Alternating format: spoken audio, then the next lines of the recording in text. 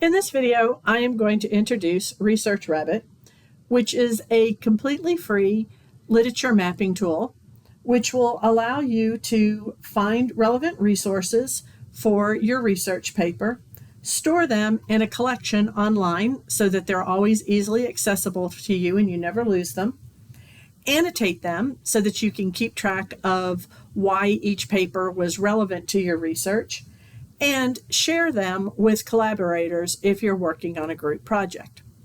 Let's get started. When you first log on to ResearchRabbit, you will only have these three buttons, and you will need to create a new category and put new collections within that category. A category is, for example, in my case, information literacy. Since I'm a librarian who teaches students how to do research, I often study things related to how to teach research better. And so I have this category here. When you need to add a new category, you will click on New Category, and it will open a box, and maybe you'll put in the name of one of your classes or the topic that you're studying. You can categorize the stuff you have in ResearchRabbit however you want. Once you have a category, you will be able to add a collection to it. For the purpose of this exercise, I am going to add a collection called Active Learning. Once I've created that, I can click on it. And now I need to add papers to that collection. When I click on Add Papers, I can search either using the title of a paper, its DOI, or I can search with keywords. Here, I've added the name of an important paper relevant to my research, and this is the paper right here. So I can click on Add to Collection, and I can either continue to search for more papers by their title, their DOI, or through keywords, or I can X out and go to the papers that I have added to my collection. Once I have added a paper to a collection, if I hover over it, I can click here on Comment, and that opens a box that will allow me to annotate that paper so that I can record what was interesting about it for my research. Or I can click on the paper itself, and that opens up a box that has the abstract of the paper. Again, it offers me the opportunity to comment. If I click here, I will go to the paper itself. But most importantly, it opens this box related to that paper. In this box, I see the references included in this paper. And if I click on that, it will show me the 18 papers that my seed paper cited.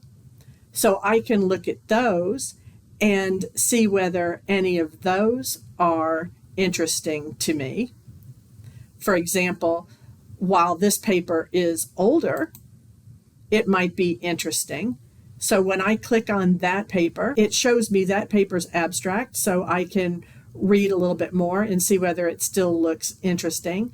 And if it does, I can click on Add to Active Learning. Or if it looks like it would be more interesting for another one of my collections, I can click on Add to another collection. But I'll go ahead, even though this one's older, I'll go ahead and add it to my Active Learning collection. And I can keep reading here to see whether any of the rest of these are interesting to me. Back on my main paper,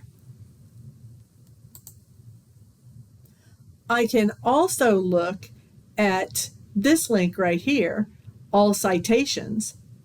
If I click here, I'm going to get a list of the 70 works that cited this paper. Again, I can look through this list to see which of these papers looks interesting to me. Maybe this one looks interesting. If I click on it, again, I get a description, an abstract of the paper, and I get an opportunity to add it to my collection. One more time, back over on my original paper. The final link here under Explore Papers is Similar Work. If I click on that, you'll see that I'm going to get 762 papers that the artificial intelligence in Research Rabbit thinks are related to my paper. 762 is quite a lot of papers to look through, so maybe I want to filter those, again, maybe using the term active learning. Now I'm down to 49 papers that the AI thinks were related and that specifically use the term active learning somewhere in the paper. So I can click on these to see whether any of these look good and whether I want to add them to my collection. You'll notice that when I have a paper from this group selected and it's opened over here, for this paper now I can see its similar works and its references and all the papers that cited it. So if I want to see all the papers that cited this one, I can click here and just keep going down the rabbit hole, thus the term Research Rabbit. I can always go back by Xing out and Xing out until I am back here with my active learning. And so I just really quickly added 3 papers to my active learning collection, but obviously there were a lot more there that I needed to spend time evaluating and determining if I thought they might be useful. One more thing I'll show you quickly.